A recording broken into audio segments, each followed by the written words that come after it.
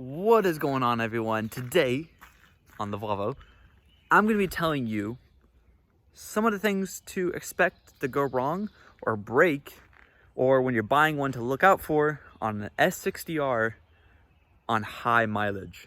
So the S60R is a beautiful machine coming from Sweden, you know, Swedish people. Very beautiful car with Brembo brakes all the way around. You know, you won't have drilled rotors like mine, but you can easily put them on. Ignore this. This is beauty. Got destroyed.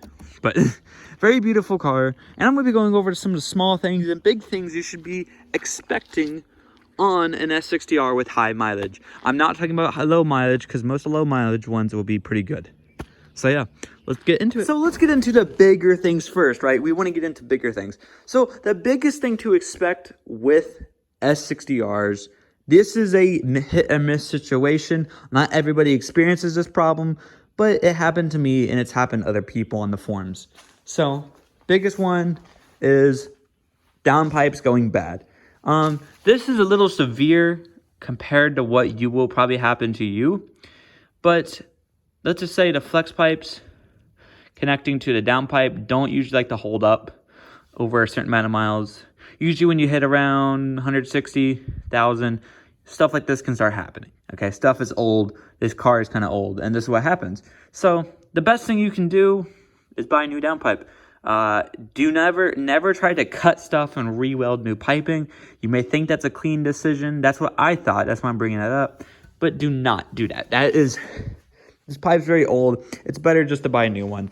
But yeah, and also you could probably sell the catalytic converter and get some money for it if you get like a catless downpipe, or you get just another downpipe. Don't recommend buying the same downpipe again, but pretty good decision to keep an eye on stuff like that. If there's an exhaust leak, most of the time it comes from the flex pipe. Stepping into the car, we're going to talk about some other problems that can happen that are a little bit tinier. But let's get into one more big one, because this one will be a pain in the butt to install or just fix. If you fix the downpipe, that's pretty good. Another thing is the suspension are kind of finicky. You have to remember you do have active suspension in advanced mode, and it is very nice suspension. Not everybody experiences the problem I'm about to list, but if it happens to you, then you're gonna have to start replacing stuff or getting it fixed, wires or something. So a big problem is when you put it in advanced mode, especially when the active suspension kicks on, a lot of the times it will kick up a engine system or a active chassis setting service required. Pretty big problem, because you want to be able to use your advance and control your suspension. If you're new to Volvos, these are not airbag suspension I'm talking about magnets inside the suspension from my knowledge. So yeah, getting something like that fixed can be all over the place. It could be something electrical, it could be something software, or it could be something physical. Okay, so you don't know what to expect. You're basically biting the bullet when something like this comes up, and most of the time just hope it's just in there. So we're gonna get into the next one, because we're gonna try to ease your mind a little bit. We might list another big one, but we're gonna try to ease your mind on some of these problems. So you also will have other electrical problems other than everything else on the vehicle, like 12-volt plug not working. That 12-volt plug not working. Lights not working. Something not working back there. Some working there and some not working there. You get the idea. Low electrical things not working. So the best thing you can do is replace a fuse. Okay? It's easy to do. And most of the problems I had with electrical on this car was fuses. So if you're curious where fuses are, there's one on the back. There's one right here. And there's probably one up there in the engine. Okay? So it's a little complicating and a little daring, because you get back here. Where is it? Well, I have to take some panels off.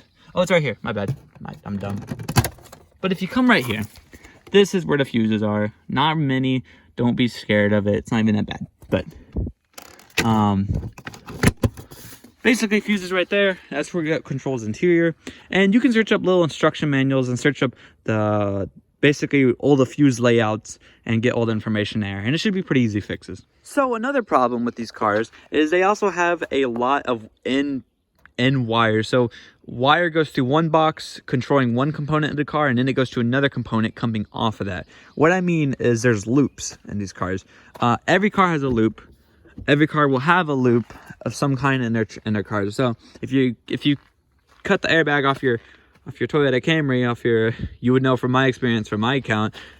But if you take the airbag off of a Toyota Camry, all the other airbags in the car don't work. It's a loop. So something you should be sticking out with. If something does not work, like the sunroof, you are going to have to be replacing you have to do a little bit more work than you want. You're going to have to be replacing the little buzzer thing. I don't know what its whole purpose is, but it's supposed to be like an alarm system or some kind that sits right in there under that covering. It's not too hard to do. Just take the wheel off, but it's not as easy as you want it to be on fixing the sunroof. And most of the time, sunroofs are nice in these cars. I actually never used it. I'm still trying to fix that, so yeah. Let's get into the next part because I'm gonna keep going. Okay, next small thing is windshield wiper blades not working. A lot of people do delete these. I think they look kind of cool, but mine, I have the issue where this one works and this one not so much. So my recommendation, if you have windshield wipers on your S60R, I do not recommend trying to repair them. It's not really worth it. The work that you'd have to do to fix them, I don't really know all that includes to fix them, but I assume it's not worth it at that point. I don't think it's really worth it. Unless it's easy fix, I don't see the point in trying to fix them. It actually looks kind of cleaner when you just remove them. They actually have a bolt in here or some kind of system, and you can just bolt them out. But if you want to keep your wiper blades on your glass headlights, then go ahead, fix it. But yeah, on to the next thing, because we're gonna keep listening to that. So talking about these mirrors is something you do want to know, is these plates do come off pretty easily, so keep an eye out for these. Mine fell off, obviously, so that's something you need to know. They're not that expensive, probably like 30-50 bucks. Get like 2 of them or 1 of them. Not too bad, but you know, yeah, I need to get this fixed soon because this water's getting in here. Okay, next problem. This one was a pain in the butt to fix because it kept happening. Is your windows. The windows on these cars are nice. Mechanics on these doors are nice. But something you need to know is there's little tiny clips in here, blue clips that hold up. It's basically like an X that expands up to raise the window up.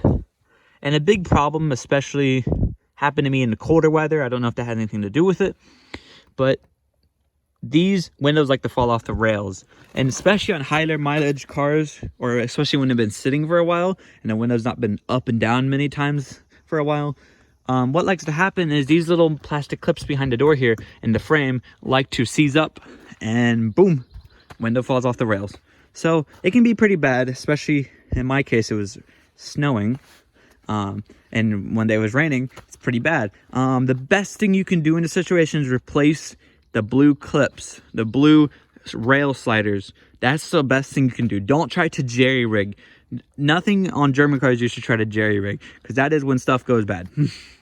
So German cars are complicated enough. Don't try to complicate it more than it has to be. So yeah, getting this stuff fixed shouldn't be too hard. You should be able to do it at your house. Just be very careful because you have to pull these windows out, and it's very easy. It's more of like a 2-man job. You're gonna need 2 men. In my case, I needed it. So if you're like a big guy and you know what you're doing, you can do it by yourself. But in my case, I did not know what I was doing. I needed 2 people to hold the window and me to put it on the rails. So it was only the driver's side, luckily, and it was not the passenger too. So good for me. Okay, next thing you need to know about these beautiful 5 cylinders coming out of Sweden is sensors are always a problem. Not really that big of a concern though, actually, compared to most of the things on this car. But something you do need to pay attention to is the coolant reservoirs. Very nice looking reservoir. Pretty dirty compared to when it was brand new, but something you know is they like to crack around the fittings. Let me show you. So as you can see in this piece of garbage, I tried to repair it. As you can see, not really turning out that great. I needed to get home. And, well, I needed to drive it until I got the new one, so Yeah. So the best thing you can do in this situation while you're waiting for the new reservoir to come in the mail is if the metal, I don't even know where the plastic piece, I threw it away. But the plastic piece that goes around this, there's a plastic coating that goes around it. Just break that off and get the metal insert and hammer it into this. And try to do some kind of glue if you can, or if you can't, just put it on there and wrench it down. And you should be able to get home while you still can. But yeah, them like the crack, because if you live in New York like me, it snows, then it's hot. Snow hot, especially this year in 2023. It's been a little all over the place if you live up in New York, so that likes to happen. And I recommend doing it the right way. Don't try to live off the glue on the thing. Don't try to do that, because that will be very bad for you. Just buy a new one like I did. I bought a used one because I already had the sensor in it, which isn't really the most preferable method, but you should do it. And another dumb design actually is these chassis braces. You see where they connect? The motor mount right there actually connects to this chassis brace. It can be a blessing and a curse. For one thing, it's easy to maintenance that part. The problem is you gotta take this off every time you want to work behind the engine, and everything's in the way. So don't be surprised it's a little laborious to actually get to the turbo and everything. But let me think of some, we got some more things I need to list. Well, I think there's a couple more. Okay, so yeah, talking about the sensors, like I was saying, if I can hold this up, was sensors on these cars are a little sensitive. Don't be surprised. Every car is usually pretty sensitive, especially newer cars, about the sensors being sensitive. My mass airflow sensor went out. It will happen, but yeah, you need to know that. But they're usually not that hard to replace. Usually it's just a sensor, and it also comes down to these engines not liking high airflow. So try not to put weird conjunctions on your intake. The Snab intake pipe I have is a very lovely intake pipe, but it has a little bit too much airflow. Well, it's not a little bit. It has a lot of airflow going over. So don't try to put a open pipe or put a very high flow pipe, because you don't want to do that. And for the last thing on the list is ignition system for these cars. There's a Land Rover. Them cars are garbage, am I right? If you're a Land Rover owner, you got the garbage car, bro. Nah, I'm just joking. Land Rovers are kind of cool. You hear that airbag? You hear that suspension? Screaming. Okay, so like I was saying, so back to what I was saying. So another big thing is ignition coils going out after a certain amount of miles. It will happen. It's another part of having a stage 0, because stage 0 it's kind of stupid, because everybody says stage 0. Stage 0 is literally just maintenance, to get that clear. Take care of the car in the beginning. Before you do any kind of modifications, do supporting upgrades. Not saying you have to start buying all this stuff to it that doesn't need to get fixed. Just buy the stuff that needs to get fixed. So if you have a car with 160 to 180,000 miles on the S60R, you want to replace ignition coils or spark plugs together. Trust me, to replace them, because they're not going to last too much longer. Because the ignition coils on these like to dry up around them miles. Like the inner, they basically don't work that well anymore. So just get that. And stage 0 also means taking care of the car, you know. So like keep up with the oil, also change it. These cars do not like low amounts of fluids. Do not, make sure that coolant does not go under that minimum. It's not that big of a deal. It's not gonna kill the car, but it's not good. And make sure all these hoses are all sealed up. So talking about that, was another problem I had with the car that you probably need to know is if your coolant is boiling. I've heard a lot of people say it like bubbles when the engine turns off. My case, it was actually not boiling.